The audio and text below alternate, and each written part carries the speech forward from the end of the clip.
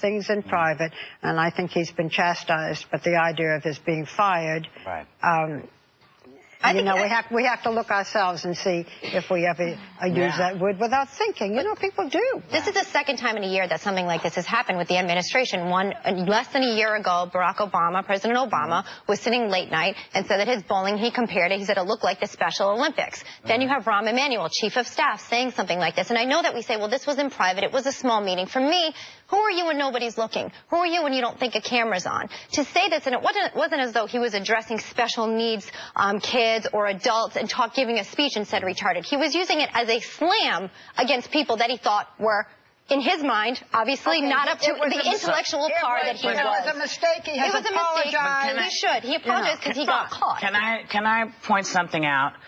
The fact that this word appears on TV shows, all the time, in commercials, hey, what are you, a retard? That it is part of our language for describing folks is the issue. It isn't whether Rahm Emanuel is done, is that we see it every day. It's on television. It's part of what people do. And now, so should we be saying, instead of fire him, how about be aware and point out to people? Can I just say that as long as the administration doesn't cut funding for the mentally challenged, the word is not as important as cutting funding for people in need. And also, didn't Sarah Palin call Obama a terrorist one time? I mean, these words are thrown around. Yeah, but this particular speech that President Obama gave. This word, I'm sorry, it is part of the American language, and it should not be used the way that it's used by anybody. I would just like to say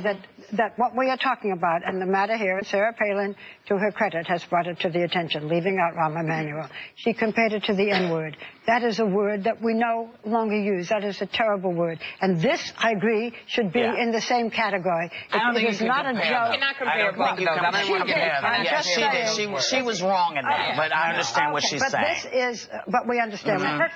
But this is a word, as you say, that I have felt, having gone through it myself, and seen it as a label that was so detrimental, that it is a word that should no longer be in our vocabulary. And I have to tell you, I am guilty. I said it, and I knew better. I should have known better, but I wasn't thinking. And I said it, and a friend of mine said, do you think that, and she named our friend, would really appreciate you saying that?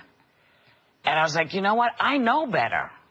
But you hear it all the time. It's nothing, you know, you just throw it out. And this is one of those words that is so important that we take as a verb. It means as a verb. It means to slow down. So it is a word. That's not what he was saying. When somebody has somebody vocabulary, it's a word that means something else. But I'm saying you can take the use that Rahm and I and lots of other people have been using. Well, your intent is not there, and that's important to remember. Right. When someone uses a slur, it depends on their intent also. Well, that's why I'm saying I don't think he was horrible intent. I think the way some people, and a lot of people don't know the way they use it until somebody says that's a hurtful word. Because I remember Jeffrey came home from church one time and he said, somebody said I'm stupid.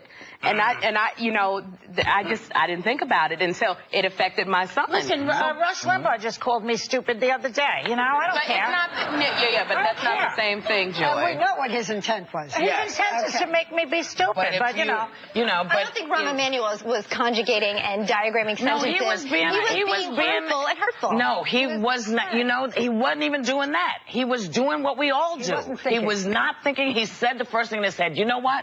I'm thinking. And I'm thinking that we should go now and come back. And then we'll take you behind the scenes of my one-night stand.